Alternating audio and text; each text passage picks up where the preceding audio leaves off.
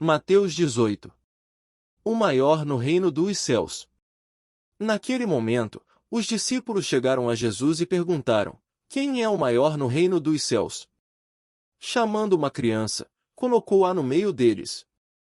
E disse: Eu asseguro que, a não ser que vocês se convertam e se tornem como crianças, jamais entrarão no reino dos céus.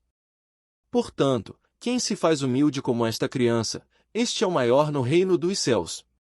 Quem recebe uma destas crianças em meu nome, está me recebendo. Mas, se alguém fizer cair no pecado um destes pequeninos que creem em mim, melhor lhe seria amarrar uma pedra de moinho no pescoço e se afogar nas profundezas do mar. Ai do mundo, por causa das coisas que fazem cair no pecado. É inevitável que tais coisas aconteçam, mas ai daquele por meio de quem elas acontecem. Se a sua mão ou o seu pé o fizerem tropeçar, corte-os e jogue-os fora.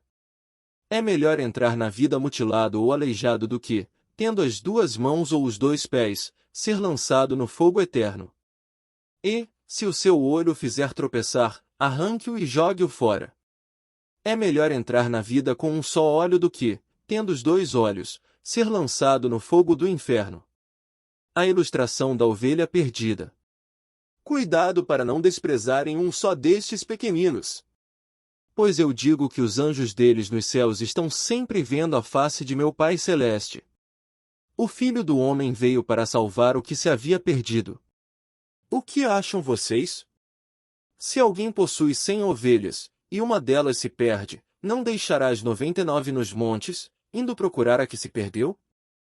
E, se conseguir encontrá-la, garanto que ele ficará mais contente com aquela ovelha do que com as 99 que não se perderam.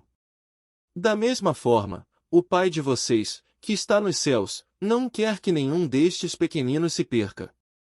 O irmão que peça contra outro. Se o seu irmão pecar contra você, vai, a sós com ele, mostre-lhe o erro.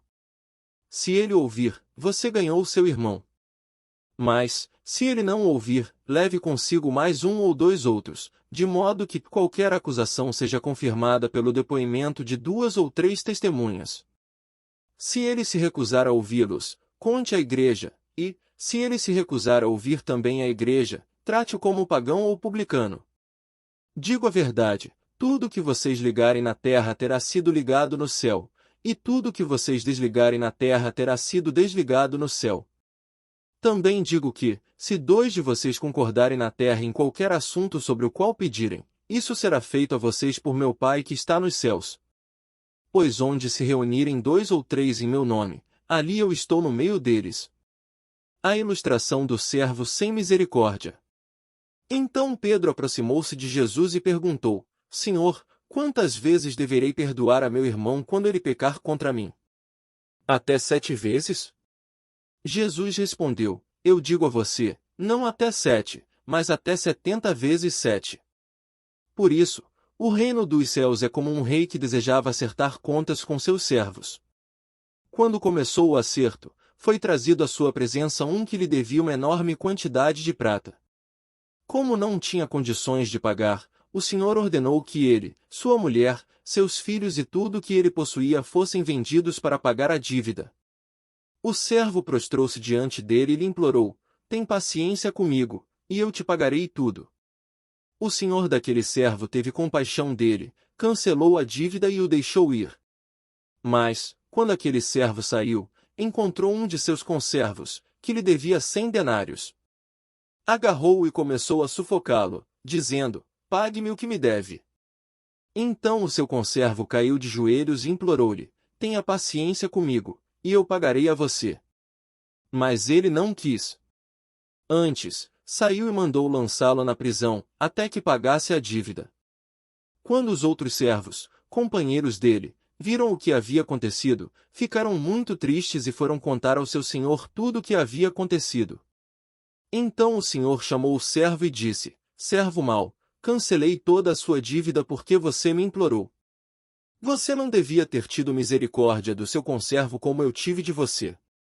Irado, seu senhor entregou-o aos torturadores, até que pagasse tudo o que devia. Assim também fará meu Pai Celestial a vocês se cada um de vocês não perdoar de coração a seu irmão. Mateus 19. O divórcio. Quando acabou de dizer essas coisas, Jesus saiu da Galiléia e foi para a região da Judéia, no outro lado do Jordão. Grandes multidões o seguiam, e ele as curou ali. Alguns fariseus aproximaram-se dele para pô-lo à prova. E perguntaram-lhe: é permitido ao homem divorciar-se de sua mulher por qualquer motivo? Ele respondeu: vocês não leram que, no princípio, o Criador os fez homem e mulher e disse: por essa razão, o homem deixará pai e mãe e se unirá à sua mulher, e os dois se tornarão uma só carne? Assim, eles já não são dois, mas sim uma só carne. Portanto, o que Deus uniu, ninguém separe. Perguntaram eles: então, por que Moisés mandou dar uma certidão de divórcio à mulher e mandá-la embora? Jesus respondeu: Moisés permitiu que vocês se divorciassem de suas mulheres por causa da dureza de coração de vocês. Mas não foi assim desde o princípio. Eu digo que todo aquele que se divorciar de sua mulher, exceto por imoralidade sexual, e se casar com outra mulher, estará cometendo adultério.